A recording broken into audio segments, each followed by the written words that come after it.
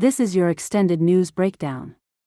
Tonight, we turn to Columbia University in New York City, where tensions have reignited over the Israel-Gaza conflict, sparking another major chapter in the ongoing campus protest movement. On Wednesday night, the university found itself at the center of international attention once again, after at least 80 pro-Palestinian protesters took over a room in the iconic Butler Library. The demonstration, organized by the student-led group Columbia University Apartheid Divest, or CUAD, marked the latest escalation in a string of student-led protests calling for Columbia to divest from companies and institutions linked to Israel.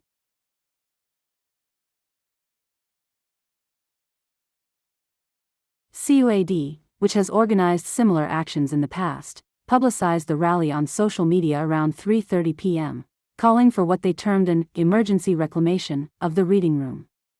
Within hours, over 100 demonstrators, many wearing keffiyehs and face coverings, entered the space and renamed it the Basel Al-Araj Popular University, honoring a Palestinian writer and activist killed by Israeli forces in 2017.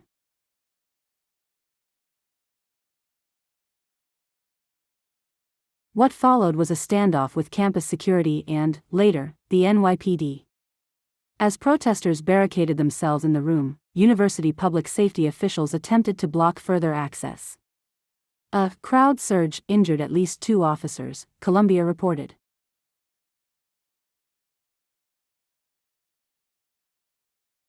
Videos from the scene, widely shared on social media, showed protesters chanting slogans like "Free Palestine" and "Let us go," while security officers stood firm at the entrances.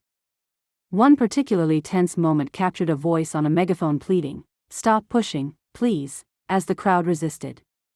Some demonstrators reportedly vandalized library property, scrawling messages like "Free Gaza" on desks and walls.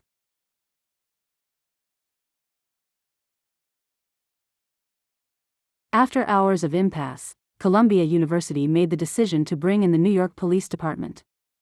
Officers arrived shortly after 7 p.m. and, by night's end, had detained at least 80 individuals, including many zip-tied and escorted out of the building by force.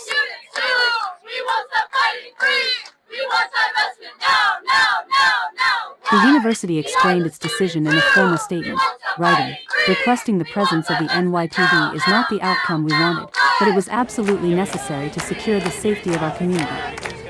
Columbia further claimed that some of the people involved may not have been affiliated with the university at all.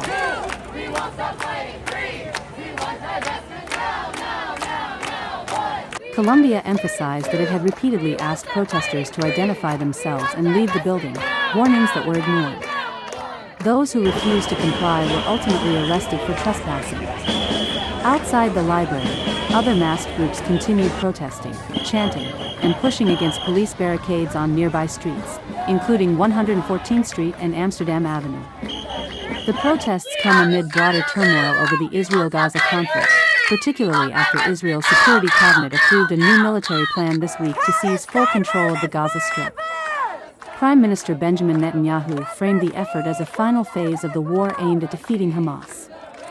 Meanwhile, the humanitarian situation in Gaza continues to deteriorate, with a full Israeli blockade on food, medicine, and fuel now stretching into its 3rd month.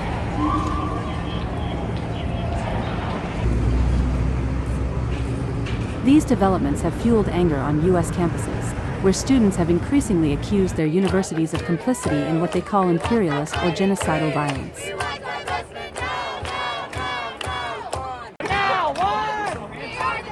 The Columbia protest also sparked a new political battle. Secretary of State Marco Rubio stated that the government is reviewing the visa status of international students who participated in the protest, labeling them as trespassers and vandals. Meanwhile, the Trump administration is reportedly threatening to revoke federal funding for schools like Columbia and Harvard, accusing them of allowing anti-Semitic environments to flourish.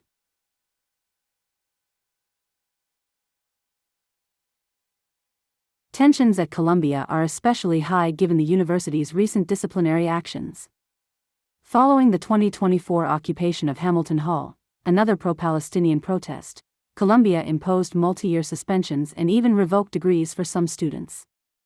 And now, as of March, under pressure from the federal government, Colombia agreed to hire 36 new security officers authorized to arrest students.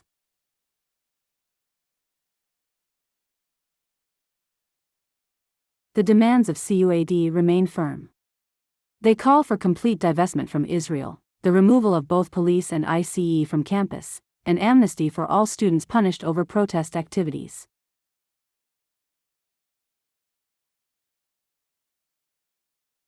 They also took symbolic aim at the very space they occupied. Butler Library, they argue, is named for Nicholas Murray Butler, a former university president and, in their words, a shameless Nazi sympathizer.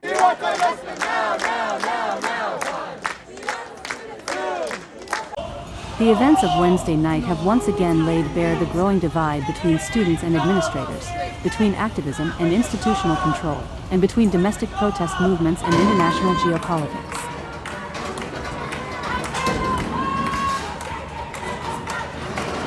As final exams approach and campus life remains disrupted, the university insists that such protests, especially when they involve violence or vandalism, cannot be tolerated. But for many students, the fight is far from over.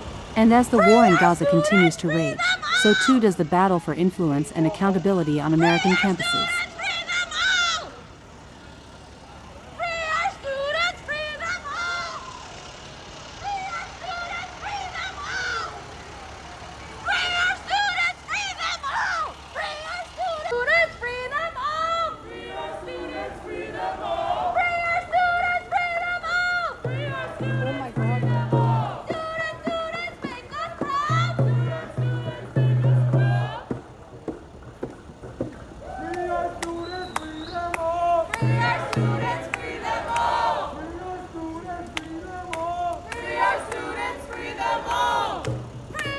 Free Palestine! Free